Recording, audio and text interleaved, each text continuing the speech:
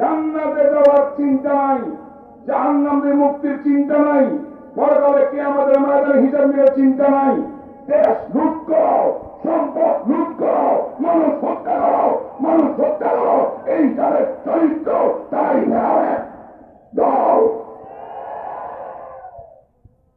সাবধান থাকতে হবে বাংলার মুসলমান। এমন কোন দল যেন কিয়ামত পর্যন্ত বাংলা সারা দেশে আসতে হয়।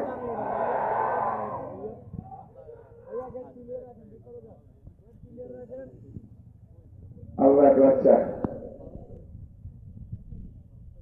আল্লাহ কেমন আল্লাহ করছে, দোয়া করছে মাত্র, এর বিশ্বাস দোয়া কবুল করবে।